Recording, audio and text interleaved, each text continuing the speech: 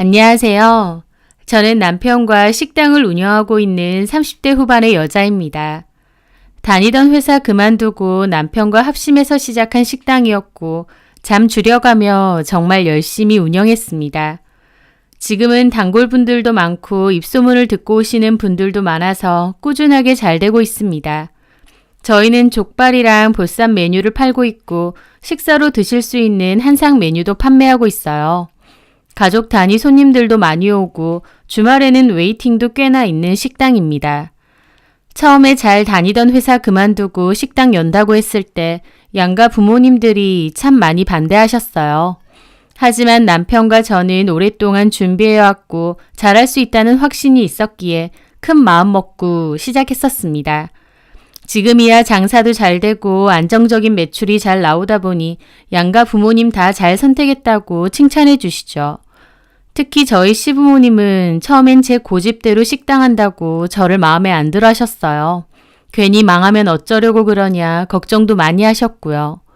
하지만 결과적으로 잘 됐다 보니 기뻐하셨고 저를 기특해 하세요. 저도 수입이 괜찮은 만큼 양가 부모님께 용돈이나 선물 등 좀 더 신경 쓰고 잘하려고 하고요. 시어머니는 저 보면 항상 하셨던 소리가 우리 성원이도 저같이 야무진 아내감 만나서 얼른 결혼했으면 좋겠다 하셨습니다. 성원이는 제 시동생 이름이에요. 남편과는 5살 차이 나는 남동생인데 여자친구도 없고 따로 연애도 안 하는 것 같았죠. 별로 관심도 없어 보이고요. 저희 시동생은 작은 중소기업에 다니고 있고 부모님과 함께 살았어요. 성격은 무던하고 착한데 본인 말로는 여자들한테 인기 없다고 하더라고요. 하여튼 어머님은 시동생도 얼른 장가를 갔으면 하고 바랐습니다. 누구라도 데리고 오면 환영하겠다고요. 그런데 어머님의 간절한 염원 덕분인지 어느 날 시동생이 갑자기 난데없는 결혼 발표를 하게 된 겁니다. 어머님은 누군지 엄청 궁금해하셨어요. 연애도 제대로 안 하는 것 같던 둘째 아들이 갑자기 결혼까지 한다니까요. 시동생은 직접 만나보시라고 했고 여자친구를 저희 가게에 데리고 왔습니다. 저희 가게에는 룸도 있기 때문에 거기서 시부모님하고 예비 동서가 첫 인사를 하게 된 거죠. 시동생과 함께 저희 가게로 들어왔고 저희 부부도 인사를 했는데 착하고 순해 보이는 인상이더라고요. 어머님, 아버님도 좋아하시겠구나 생각했죠. 그런데 막상 자리가 끝나고 나서 보니 어머님은 시동생의 여자친구를 별로 마음에 안 들어 하셨어요. 얘기를 나눠보니 친정살림도 영 어려운 것 같고 직업도 변변찮은 것 같다. 대학 졸업하고 공무원 시험 준비한다고 5년 정도 시간 보냈다는데 결국 안 되고 지금은 엄마 식당에서 일 돕는다고 했습니다. 부모님은 이혼하셨고 엄마랑 사는데 아빠하고는 연락 안 된 지 오래라고 했고요. 어머님은 시동생더러 누가 됐든 결혼할 여자친구만 데리고 와라 라고 하실 땐 언제고 막상 시동생이 데리고 온 여자친구는 몹시 마음에 안 드는 눈치셨죠. 하지만 저는 인상도 착해 보이고 괜찮아 보여서 어머님께 좋게 말씀드렸습니다. 제가 보기엔 인상도 선하고 괜찮은 것 같다. 그리고 엄마 가게에서 일 돕는 것도 성실하고 좋아 보인다고요. 무엇보다 도련님이 저렇게 좋아하고 서로 잘 어울리지 않느냐라고요. 시동생이 저에게 좀 도와달라고도 했기 때문에 일부러 어머님을 좀 설득한 것도 있었죠. 어머님은 영 눈에 안 찬다고 하셨지만 결국은 결혼을 허락하셨습니다. 그렇게 시동생은 그 여자친구와 결혼을 하게 됐고 그 여자는 제 동서가 되었습니다. 시동생 결혼할 때 저희 집에서 500만 원 정도 현금으로 줬고 저는 동서한테 따로 선물도 했습니다. 동서는 저한테 고맙다고 저 같은 형님이 있어서 다행이라고 하더군요. 그리고 저희 가게에 자주 놀러 왔습니다. 올 때마다 참 장사가 잘 돼서 부럽다고 하더라고요.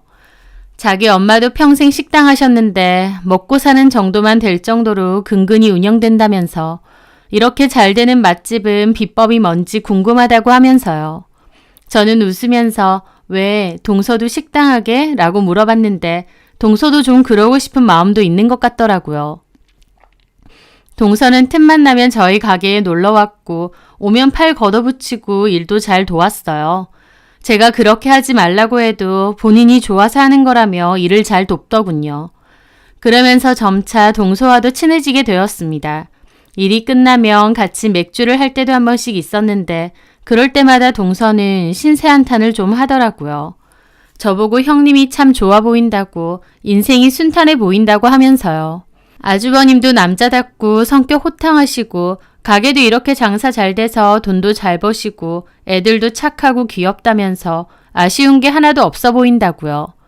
저는 좋게 봐줘서 고맙지만 나라고 뭐 마냥 좋은 것만 있는 건 아니라고 그랬죠.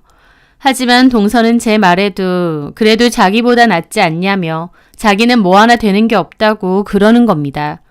공무원 시험도 그렇게 준비했는데 결국 안 되고 결혼은 했지만 솔직히 시부모님이 자기를 탐탁치 않아 하는 거 다 안다면서요. 시동생 버는 월급도 작아서 자기도 일을 해야 되는데 졸업하고 공부만 한 탓에 할 줄 아는 것도 없고 경력도 없다고 자기가 한심하답니다. 저는 자신감 없어 보이는 동서가 왠지 마음이 쓰이고 안타깝더라고요. 저는 동서를 많이 위로해 주었고 동서 역시 저에게 의지를 꽤 하는 것 같았습니다. 그렇게 동서지간이지만 꼭 자매처럼 친하게 잘 지냈어요. 그런데 친하게 지내게 되면서 한 번씩 뭔가 석연치 않은 부분도 있었습니다. 동서는 저희 집 가게에 있는 무말랭이가 너무 맛있다고 자기는 이거 하나로도 밥을 먹을 수 있다고 하는 거예요. 그래서 제가 종종 무말랭이 포함해서 반찬들도 많이 싸줬죠. 그런데 한 번은 가게 휴일이라서 볼일 보러 나갔다가 잠깐 동서네 집에 들르게 되었습니다. 동서가 좋아하는 간식하고 커피 사들고요. 그렇게 동서네 집서 대화를 좀 나누는데 밥 시간이 되었고 동서가 해먹으면 귀찮으니 배달을 시키자고 하더군요. 저는 좋다고 했고 배달 음식을 먹게 되었어요. 근데 먹다 보니 음식이 좀 물리기도 하고 잔반이 꽤 많이 남더라고요. 그래서 다 먹고 치우면서 제가 잔반을 모아서 동선의 주방 싱크대에 있는 음식물 쓰레기통에 버리려고 했습니다. 그런데 뚜껑을 연 저는 좀 당황스러웠어요. 왜냐면 음식물 쓰레기통 가득 제가 준 반찬들이 있었거든요. 그 모습에 동서가 깜짝 놀라 달려오더니 뚜껑을 확 닫더라고요. 형님 이게요. 제가 형님이 주신 반찬들 너무 맛있어서 조금씩 아껴 먹었거든요. 그랬더니 쉬어버린 거예요. 그래서 어쩔 수 없이 버렸어요. 죄송해요. 동서는 쩔쩔매며 저렇게 말하는 겁니다. 저는 웃으면서 괜찮다고 음식이 쉬었으면 당연히 버려야 되지 않겠느냐 그랬죠. 하지만 저는 기분이 좀 그렇더라고요. 왜냐면 그 버린 양이 너무 많아서 거의 안 먹은 느낌이었거든요. 그래서 동서한테 다음에는 팍팍 먹으라고 내가 언제든지 싸줄 테니까 아껴 먹을 필요 없다고 그랬죠. 동서도 웃으면서 알겠다고 하더라고요. 그런데 그 뒤로도 한번 그런 일이 있었습니다. 시댁 모임에서 동서가 제 가방을 보고는 너무 예쁘다고 그러는 거예요. 그 가방은 명품 가방이었고 금액으로 치면 300만 원 정도가 됐습니다. 그런데 동서가 계속 가방을 구경하고 좋아하는 것 같길래 저는 시댁에 있는 종이 가방 갖고 와서 제 물건 넣고 가방 비워서 동서를 그냥 줬습니다. 동서, 이거 동서 가져. 그 말에 동서는 깜짝 놀라더라고요. 네? 이거 마음에 들면 가져. 나는 다른 것도 있고 동서한테 잘 어울릴 것 같네. 아니에요. 이거 비싼 거잖아요. 괜찮아. 그리고 많이 매지 않아서 상태도 좋으니까 동서 해. 제 말에 동서는 당혹스러운 표정을 짓더라고요. 저는 그냥 동서가 제 가방을 마음에 들어하고 또 동서가 전에 마땅한 명품 가방 하나도 없다고 한 게 생각나서 준 거였습니다. 싸구려 가방도 아니었고 관리 잘하면서 가끔 든 거라 상태도 최상이었거든요. 제 말에 어머님도 옆에서 그러시는 거예요. 아휴 좋겠네. 형님이 주신다고 할 때 받아. 그거 엄청 비싼 건데. 형님 잘 뒀다 너. 동서는 곤란한 표정이었고 우물쭈물 하더라고요. 저는 동서가 부담스러워서 그런가 싶었죠. 동서 괜찮아. 부담 가질 필요 없어. 그래 형님 고맙습니다 하고 넣어도 너 안 가지면 내가 가진다. 아휴 어머님은 제가 다음에 하나 사드릴게요. 어머 정말? 그 말에 동서는 감사해요 형님 하더라고요. 시동생도 옆에서 자기 명품 가방 생겼네 좋겠다 하며 덩달아 좋아하고요. 저는 동서가 친동생처럼 느껴졌기 때문에 그렇게 쓰던 가방도 바로 줄 수 있었던 겁니다. 그런데 그 뒤로도 동서가 그 가방을 드는 모습은 단 한 번도 볼 수가 없었어요. 친척 결혼식이라던가 시댁 모임 등에서도 한 번도 들고 오지 않더라고요. 저희 어머님도 이런 경조사 자리 올 때는 형님이 주신 가방 들고 오지 한 적도 있으셨는데 동서는 그냥 아껴서 매려고요 라고만 하고 말더군요. 어머님은 그 명품 가방을 결혼식 같은 데 들고 올 거 아니면 도대체 어디 들고 간다는 거냐며 가방을 모시고 살 거냐 한 소리 하셨지만요.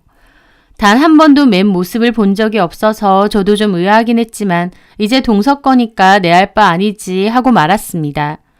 그맘때 저희 가게는 장사가 잘 돼서 남편과 상의 끝에 그리 멀지 않은 곳에 직영점 하나를 내기로 했어요.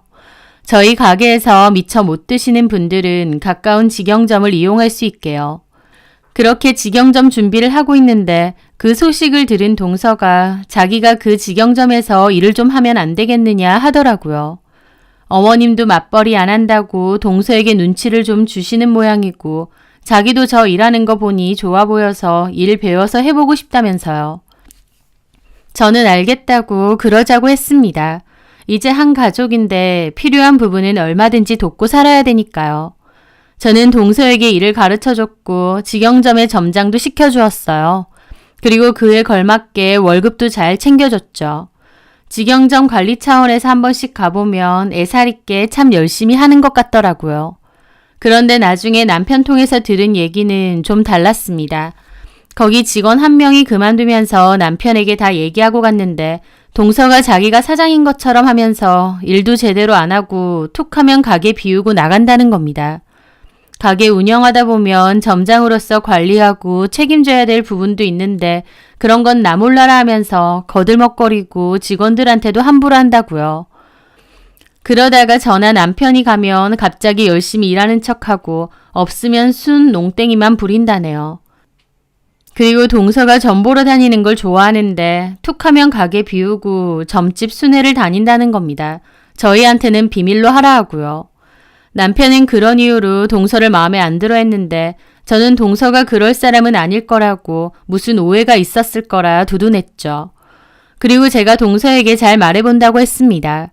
저는 동서에게 조심스럽게 얘기를 꺼냈는데 동서는 미안하다고 자기 딴에는 열심히 한다고 했는데 직원들 보기에는 안 그래 보였나 봐요 라면서 저한테 무조건 미안하다고 사과를 하는 겁니다. 너무 사과를 하니까 저도 마음이 불편해져서 알겠다고 했죠. 남편은 재수 씨가 가만 보면 좀 앞뒤가 다른 것 같다는 소리를 했었는데 저는 동서가 그런 사람은 아닐 거라고 했습니다. 하지만 얼마 뒤 기절 초풍할 일이 생기고 말았죠. 하루는 오픈 준비를 하고 있는데 남편이 이게 뭐냐고 뒷문에서 뭔가를 들고 온 거예요. 저희 가게는 뒷문이 있고 앞에 작은 창고 같은 게 있는데 에어컨 실외기와 거의 안 쓰는 가게 비품들을 놔둡니다. 남편이 실외기 확인하러 뒷문으로 나갔다가 창고 옆 짜투리 공간에 뭔가 숨겨져 있어서 꺼내 들고 왔다는 겁니다. 남편이 들고 온 건 바로 막걸리였어요. 저희 가게에는 막걸리가 없어서 저희 가게 건 아니었고요. 그런데 그냥 막걸리가 아니었습니다. 노란 부적이 붙어있는 막걸리였죠. 부적이 붙어있는 막걸리병이라니 누가 봐도 안 좋은 의미처럼 보이고 누가 이런 걸 몰래 갖다 놨나 확 소름이 돋더군요. 직원들도 놀래서 이게 뭐냐고 구경하고요. 저와 남편은 도대체 누가 이런 짓을 했을까 또 이 부적은 뭘까 황당했습니다. 근처에 경쟁하는 식당에서 갖다 놓은 건가 싶기도 했고요. 그 와중에 직원 중 한 명이 자기 지인 중에 점쟁이가 있다고 그 사람한테 이 부적이 뭔지 물어보겠다는 겁니다. 그리고 사진을 찍어서 그 지인에게 전송하더라고요. 좀 있다가 답장이 왔다고 저한테 알려줬는데 그 부적은 재물운을 빠져나가게 하는 부적이라는 겁니다. 게다가 어떤 저주 행위를 할 때 보통 막걸리병에 부적을 붙여서 뿌리는 의식이 있다고 하더군요. 한마디로 저주를 하려고 그런 부적이 붙은 막걸리병을 숨겨놓은 거죠. 저도 그렇고 직원들도 경악했습니다. 누가 이런 소름 끼치는 짓을 했나 하고요. 뒷문 쪽이라 CCTV가 없어서 확인도 안 되는데 갑자기 남편이 자기 차를 뒷문 맞은편에 댈 때가 종종 있으니까 블랙박스에 찍혔을 수도 있다는 거예요.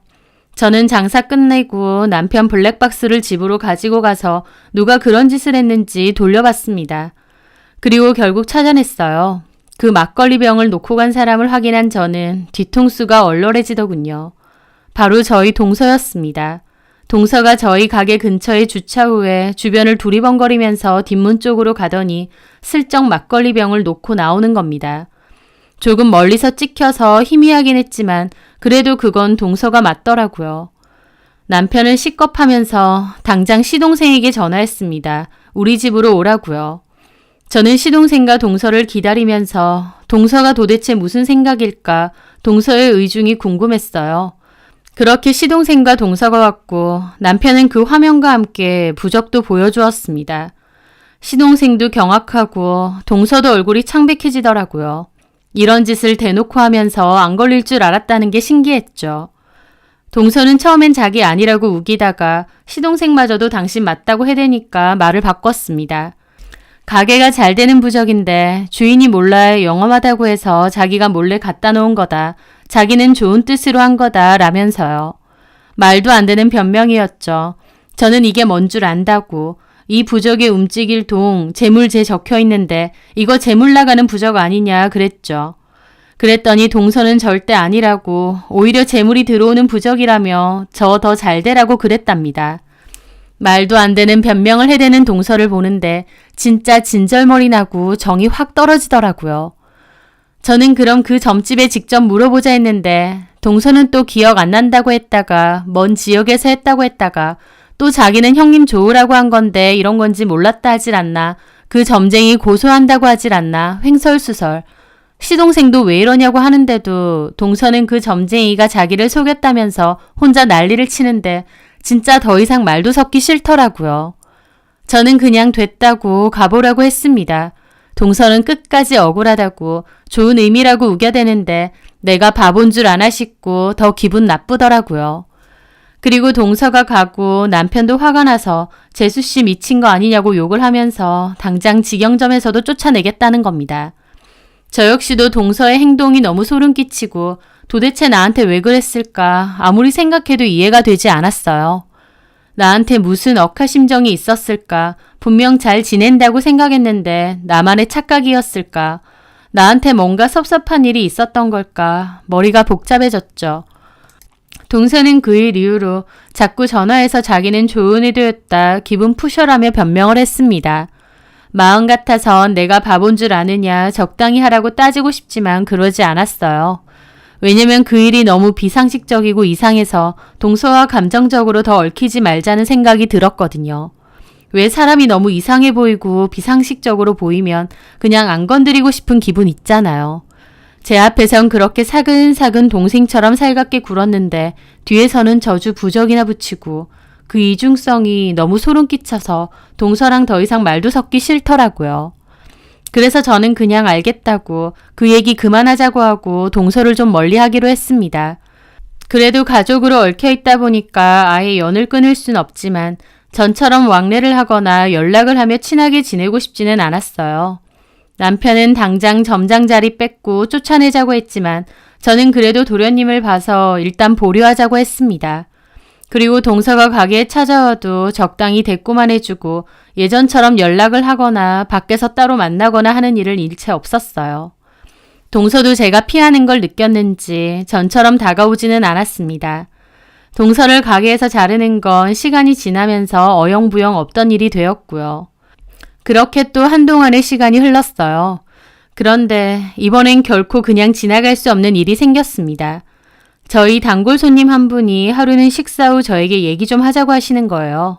이 동네뿐이고 엄청 오래된 손님이라서 저하고도 친하게 지내시는 분입니다. 저는 무슨 일이냐 했고 그분은 폰을 보여주면서 이거 혹시 하 사장 얘기 아니냐 하시는 거예요. 저는 뭔가 싶어서 봤는데 그 화면은 저희 지역 인터넷 맘카페였습니다. 이 지역에 거주하는 엄마들이 편하게 글도 쓰고 중고 거래도 하는 지역 카페요. 그런데 그분이 글 하나를 보여주시더군요. 자유 게시판 글이었는데 그 게시판이 원래 자유롭게 시댁 식구들 하소연도 하고 욕도 쓰고 그런다 하더라고요. 여자들끼리 서로 공감도 해주고 같이 욕도 해주고 그런다고요. 거기 보면 시부모, 신우, 동서, 남편 할 것 없이 욕과 하소연이 많이 올라온대요. 그런데 그중 한 여자가 유독 자기는 동서인 형님이 너무 싫다고 글을 올리는데 집요할 정도로 자주 글을 올린다고 하는 겁니다. 그래서 그 인터넷 카페에 자주 방문하는 사람들은 그 여자 닉네임을 알 정도라고 하더군요. 하도 비슷한 글을 많이 올리니까요. 그래서 단골 손님도 그 여자 닉네임을 알고 있었는데 가만 보다 보니 그 내용 속 묘사하는 형님이라는 여자가 꼭 저 같다는 겁니다. 그 말을 듣고 가만 읽어보니 돈 좀 번다고 유세 떤다. 적선하듯이 지 쓰던 가방 쓰라고 주더라. 먹지도 않을 반찬 먹으라고 주는데 가게에서 버릴 거 나한테 처리하는 것 같다 등등의 비난글이 엄청 많았습니다. 그걸 읽어보는데 손이 다 떨려오더라고요. 저는 그 손님에게 일단 카페 이름을 알아내서 제 폰으로 가입을 했습니다. 그리고 집에 와서 그 여자 닉네임을 찾아서 그 여자가 쓴 글을 다 확인해 봤죠. 예전에 쓴 글을 볼수록 동서가 쓴 게 맞는 것 같더군요.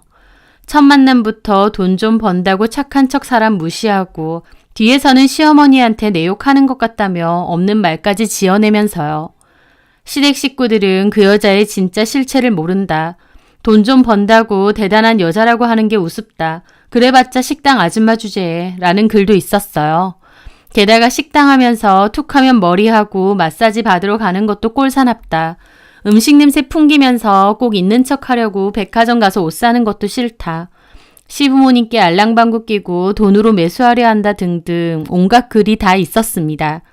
그 여자가 쓴 글에 댓글도 많이 달렸는데 이분 여기서 또 이러시네. 그 정도 자격지심이면 병입니다. 그쪽 형님이 불쌍하네요. 작작 좀 하세요. 형님이 알면 어쩌려고요. 등등 동서를 비난하는 댓글도 종종 있었어요. 그럼 그 여자는 대댓글로 너나 잘하라고 심하게 뭐라고 하더라고요.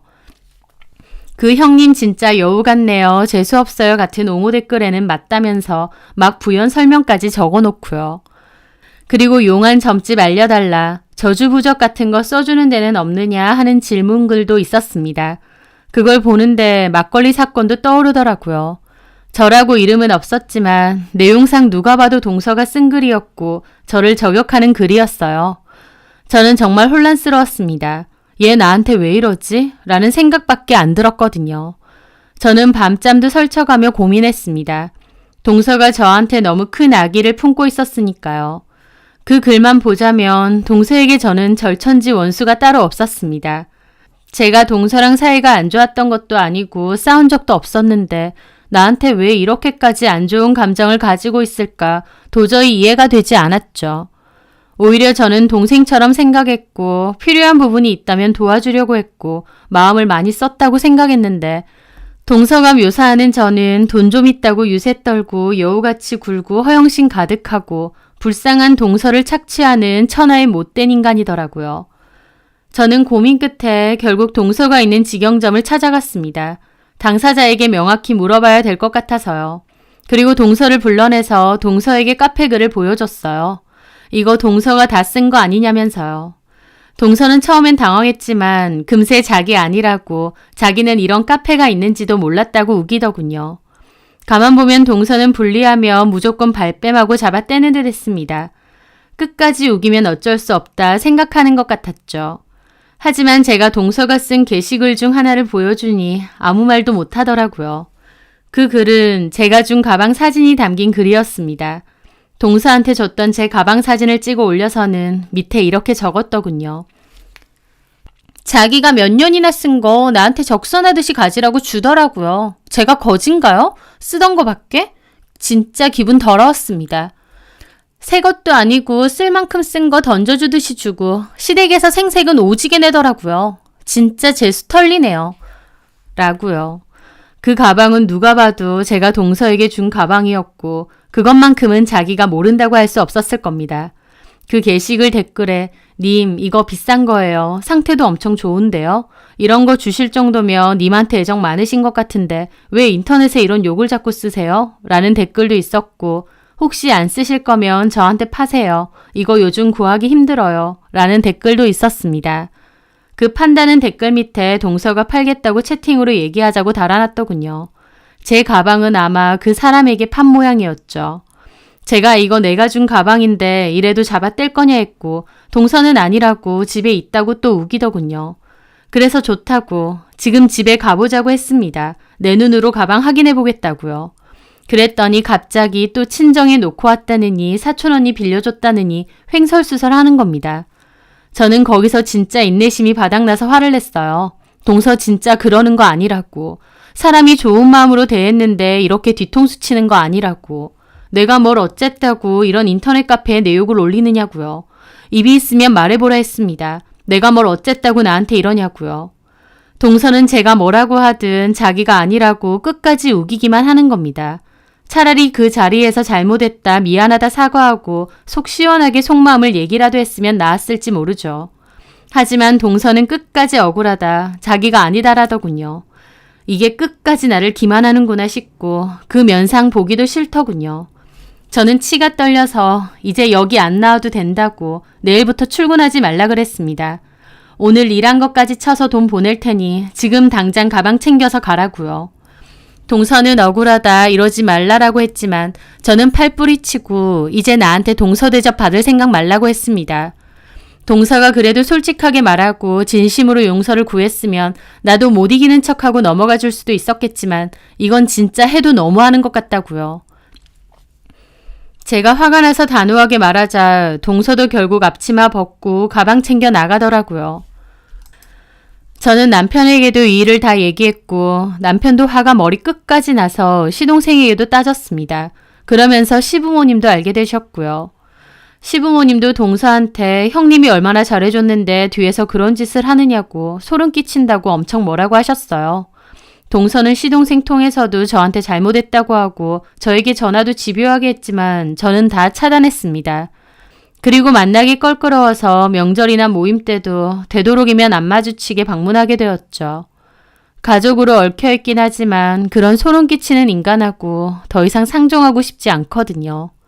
어머님도 저한테 성원이가 어쩌다가 그런 요상한 애랑 결혼까지 했는지 모르겠다고 생각 같아서 애도 없을 때 이혼하라 하고 싶다고 하시더군요. 저는 동서 하는 짓이 너무 이상하고 소름 돋아서 시동생은 괜찮은가 싶기도 한데 둘 사이는 또 좋은지 잘 지내는 것 같습니다. 뭐 이젠 저하고 상관도 없고 어쩌든지 말든지 알 바 아니지만요. 사람만큼 무서운 게 없다더니 저는 그 일로 사람에 대한 불신까지 생겼습니다. 앞으로는 그렇게 친하게 지내고 또 저를 언니처럼 생각한다고 했는데 뒤에서는 그런 소름 끼치는 짓을 하고 다니나요? 도대체 동서가 저한테 왜 그랬을까 아무리 생각해도 모르겠더라고요. 근데 이 일을 아는 제 친구가 동서가 저에 대한 자격지심 때문에 그런 것 같다면서 그걸 그런 음흉한 방식으로 푼 것 같다고 했습니다. 솔직히 저도 개인적으로 잘난 사람도 아니고 그저 하루하루 열심히 내 일하며 사는 사람일 뿐인데 저한테 왜 그렇게까지 자격지심을 가졌는지 이해가 안 됩니다. 본인한테 마음을 준 사람을 그런 식으로 뒤통수 치는 거, 앞과 뒤 다르게 행동하고 무조건 발뺌하고 잡아떼는 거, 그 모든 게 동서 본인에게도 아주 해가 되는 일이라는 것을 제발 좀 깨달았으면 합니다. 제 사연 들어주셔서 감사합니다.